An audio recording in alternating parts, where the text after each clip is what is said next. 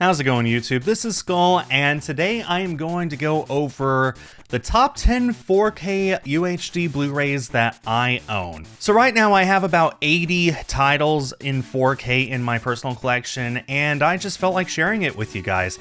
I'm looking forward to hearing you guys mention in the comments some of your favorite 4K movies that you own, if you own any.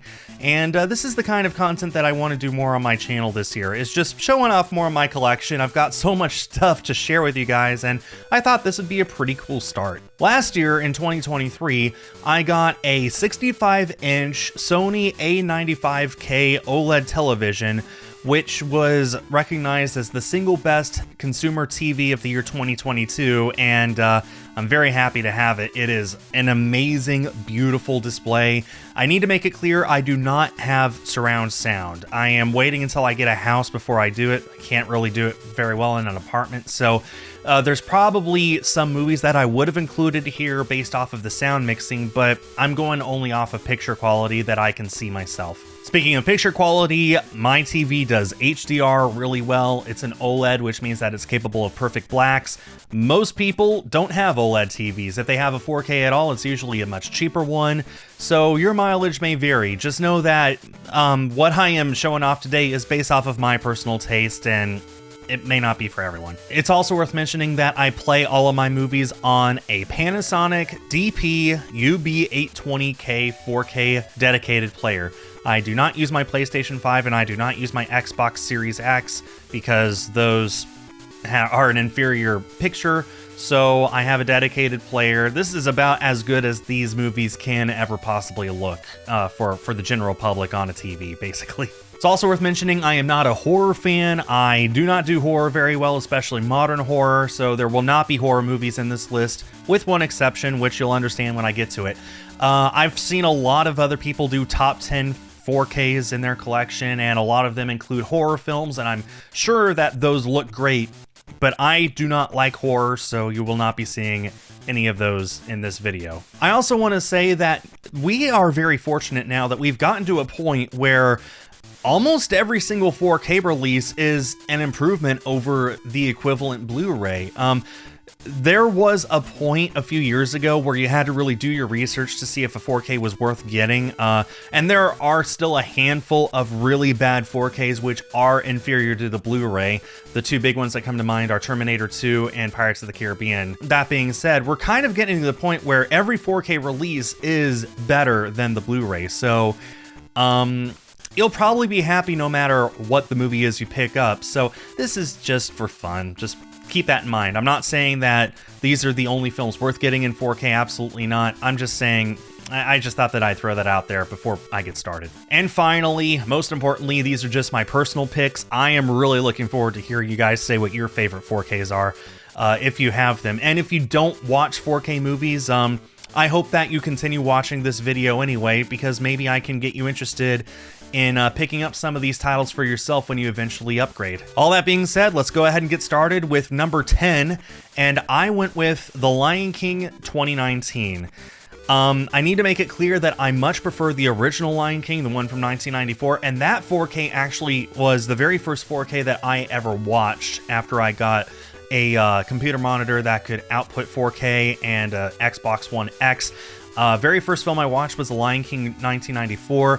It looked phenomenal, but in terms of picture quality, in terms of blow your mind amazing stuff, I cannot overstate how amazing this looks. So for lack of a better way of putting it, this is essentially a tech demo for photorealistic CGI technology. This entire film is actually animated, if you can believe it. There's not a single, well, there is one single shot in the film that is real, and it's the first shot of the whole film. Everything else in here, from the characters to the backgrounds to the lighting, everything is entirely CGI, and it looks super photorealistic. There were very, very few shots of this film where the CGI is obvious, and as someone who watched this film when it first released in IMAX, I've got to say that the 4K does it justice. As I understand it, this is actually a 2K DI film, and it's been upscaled to 4K, but my goodness, it looks incredible. So while it may be a tech demo, as far as tech demos go, this is one of the absolute best. Number 9 on my list is Dracula, and this is the one horror film on my list, which it's horror, but it's classic horror. This is the more atmospheric horror, and this is the kind of stuff that I enjoy. Universal monster films. This is the kind of horror that I am all for. This is actually right now one of the oldest films available on 4K. There are not many that are older than this. This released in the year 1931 originally, which makes it really close to 100 years old right now. We're only a few years away from that. And let me tell you guys, it's really hard to tell how old this is. So I believe this has Dolby Vision on it. I am having a hard time spotting it on the case or whatever, but even if it doesn't, let me tell you, HDR makes these old films look incredible. The added contrast and the ability to give it a bit more atmosphere than you'd be able to with just a standard HD or older format.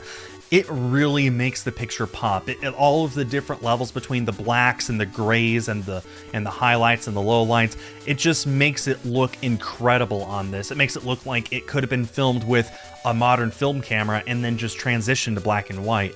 And I'm not saying that it looks like it was shot yesterday, mind you. It's still an old film, but as far as old films go, I think this is a really good indication of how good they can look when they're given a proper 4K transfer, no matter how old they are. Another old film, number 8 on my list, is Singin' in the Rain.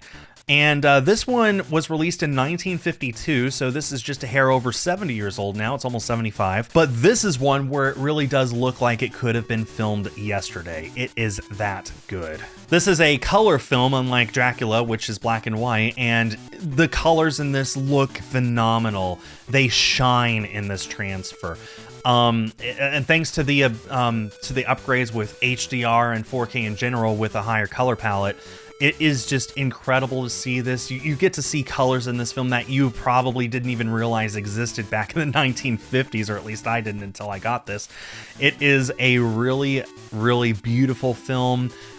This has aged incredibly well. It's hard to believe that this is over 70 years old. This looks like a film that should have released in the 70s or 80s, not the early 50s, just a few years after the 40s ended. Films from this era tend to look a little grainy because of the film stock that they used or because of poor upgrading and transfers and stuff. Not here. Not here. There's actually a lot of special effects in this film that take advantage of double exposure, where they film a scene and then reshoot the scene using the same film to give the impression of two things happening at once. There's more than one shot of that, and usually those are the ones that age the worst because it doubles the film grain, but here you can't even tell. It really does look like it was done in a modern computer with the fader setting, and it just blows me away at how good this can look. And it's a real indication, again, of how good old films can look when given a proper transfer, no matter their age. In fact, I dare say that this is a prime example of a film looking better on 4K than it ever did in its original form. Watching this on my 4K TV really leads me to believe that there have been very few people alive before now who are able to see it as good as it is right here. Highly recommended, definitely worth watching, and you know what? It's just a fun film. Number 7 on my list is my only animated film, if you don't count The Lion King, and that is Elemental. I love animation, it's my favorite genre of film, but most animated films just do not benefit that much from 4K. They look better, but only marginally so. This is a great example of a film that actually looks definitively better, and I cannot recommend anything less than the 4K version. The HDR on this disc is one of the finest examples of HDR available in 4K. The main character, Ember, she's literally made of fire, and her glow burns bright in every single scene. It lights up, it bounces off the walls and other characters in ways that just look absolutely phenomenal. The lighting and scenery are just mind-blowing in some scenes, and if you've watched the film, there's one scene in particular where they're underwater that I think you know what I'm talking about. If nothing else, you need to watch that scene with 4K HDR just to see how beautiful it can look. Also, unlike most animated films, which are rendered at 2K and then upscaled, all of Pixar's films, including this one, are rendered at a native 4K, so it looks even more extra sharp and detailed. And don't get me wrong, a 2K upscale can actually look really good when done right, but here they don't have to worry about it. They just render it in 4K and present it natively, and it looks phenomenal. As far as animated films go, this is easily one of the absolute best and prettiest to watch in 4K.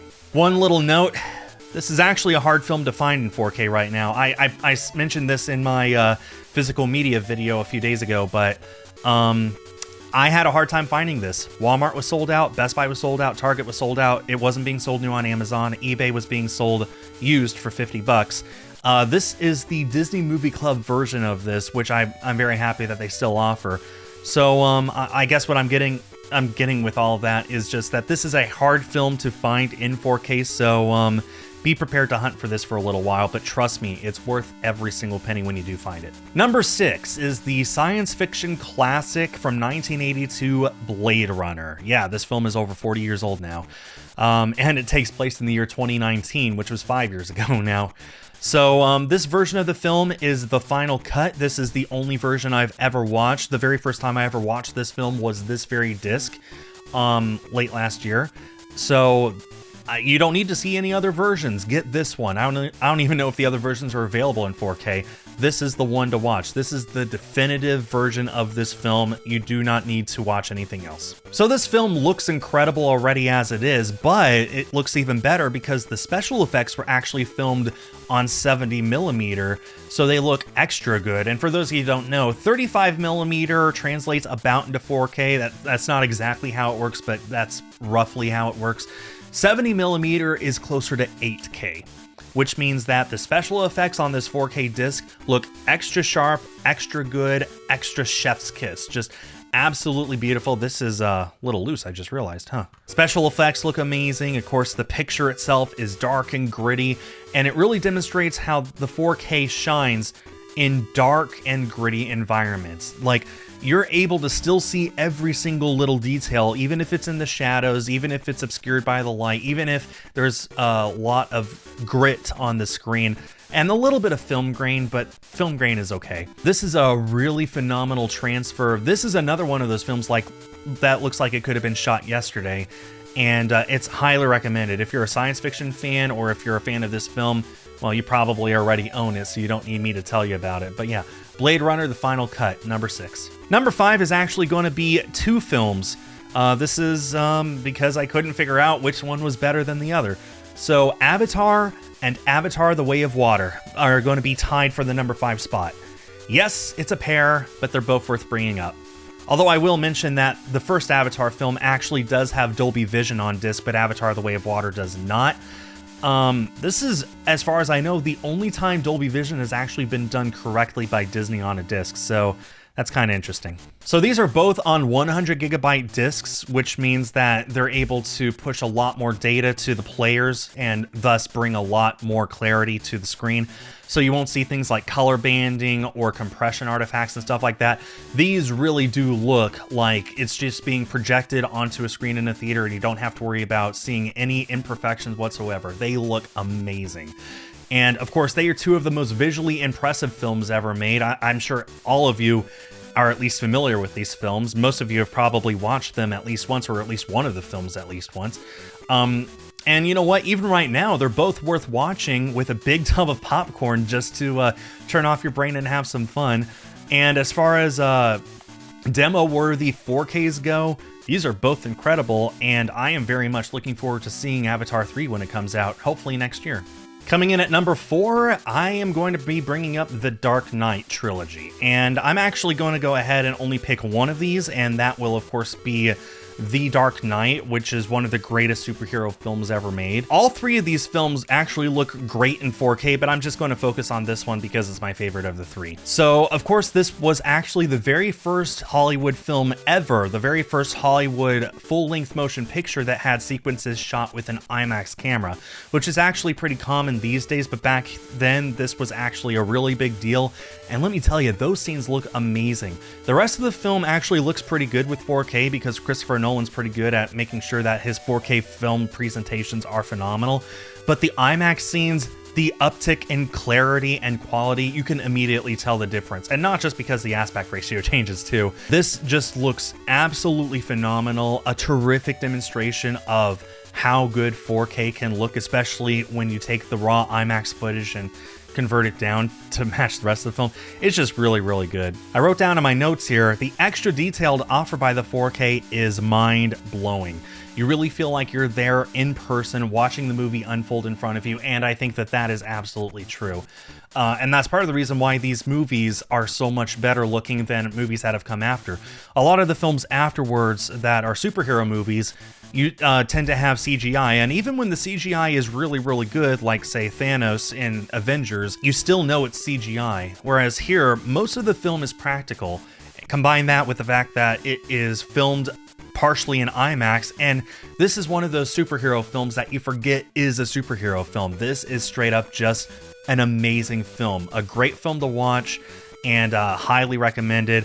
Of course, I could say that about every single Christopher Nolan film. He is such a stickler for making sure that his 4K films are terrific. I'm sure if I owned Oppenheimer, it would be on this list instead of this. You really can't go wrong with Nolan films in 4K, but for the purposes of what I personally own, The Dark Knight cannot recommend enough. All right, here we go. The top three titles that I own in 4K, and make that 4, because number 3 is another tie. We've got The Mandalorian seasons 1 and 2. Yes, it's another pair, and yes, this is not a movie, it's a TV show, but I just had to include it. I just got these in my possession a few weeks ago, and holy cow, these are incredible. I watched the Disney Plus version. In fact, I've watched the Disney Plus version of this whole show several times over, on multiple different screens, including that OLED. And let me tell you, comparing this to that, this is like looking through a window. It is super clear. It is just insane how nice this looks. So both seasons have a wide variety of episodes, 8 episodes each, 16 altogether. That means you're going to get a wide variety of episodes and how they look. Some of them are bright and flashy, some of them are dark and dreary, but no matter what, all of them are crystal clear and just add to the immersion. And again, compared to the Disney Plus version, it felt like I was right there in the action. It felt like I was watching these episodes for the very first time. I was on the edge of my seat. That's a great testament to the storytelling of this series as well, but just the picture quality just added to it so much. And I probably sound like a broken record, but this is just phenomenal, absolutely phenomenal. You are genuinely missing out if you do not get these and are happy with just the Disney Plus version. If you're a Star Wars fan, this is easily the single best 4K release that we have had so far for the series, and it's not even close. Some of the movie releases range from not very good, like The Phantom Menace, to pretty darn decent, like The Force Awakens and Rogue One, but the release of The Mandalorian in 4K blows all of those out of the water. This is the best that Star Wars has ever looked on physical media. And if you want to keep supporting physical media, then I highly recommend that you pick these up and other series releases like Prey or WandaVision or whatever, just to let them know that hey, we want to see more physical media. And I actually recommend that you buy these brand new from a store or straight from the distributor if you can. Again, let them know with your money, we want to see more of this. It's that important. Okay, here we go. The penultimate title, number 2 on my list, and I'm going with 2001: A Space Odyssey. This released in the year 1968, which means that it is, gotta do math here, 56 years old now? This released the same year that man first went to the moon, fun facts, on Apollo 8. So unlike Blade Runner, which was only partially shot in 70mm, the entirety of this film was shot and edited in 65mm, which is, again, pretty close to a native 8K resolution. So the 4K release is actually smaller than what it is capable of. And let me tell you, every scene, every shot, every frame of this is reference quality. There's not a single blemish, there's not a single error, not a single imperfection in the whole film. It looks phenomenal. The film is 2 hours long, and a lot of that is really slow, almost ballet style stuff where it's very deliberate with its movements. But you're not going to notice those 2 hours flash past, because you're going to be blown away by the imagery and the scenery and the colors and the HDR and all that stuff on this. This is one of those films where it's more of an experience watching it than entertainment. And the 4K is the best absolute best experience you will have watching this film, and I cannot recommend it enough. If you're looking for a demo-worthy film to show off to your friends to show what 4K is capable of, this is my number 2 pick. And my number 1 pick is probably no surprise to some of you, Top Gun Maverick. This is not just the best 4K movie that I own. This is quite possibly the best 4K film ever released. It's got perfect scores all across the board. Perfect picture, perfect color depth, perfect sound. Again, I don't have surround sound, but I've heard from people who do that. Oh yeah, this is perfect. This is nothing short of perfect. As far as the film itself, I mean, this received an Oscar nomination for Best Picture last year, so that should tell you how good of a film it is, right? So, anyway, but the film has a lot of scenes that are heavy on the action. There's a lot of stuff in the planes, there's a lot of sounds going on, a whole lot of camera movement that really makes you feel like you're in there. But even the quiet scenes, even the scenes where it's just two characters in a room talking with each other, are still done so well that you could tell that the people in charge of this transfer and the people in charge of making this film made sure that even those scenes are just as visually stunning as the action that everyone actually cares to watch. I think it's safe to say this is a film that you will want to watch over and over again, and you're going to watch it in the best format possible. This is a must-own for anyone with the ability to watch 4K.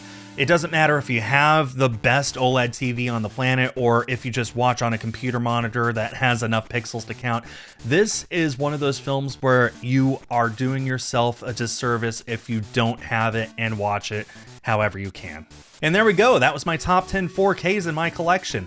I am missing a lot. Again, I only own about 80 titles total, but I decided to show what I have, and hopefully you guys enjoyed the video.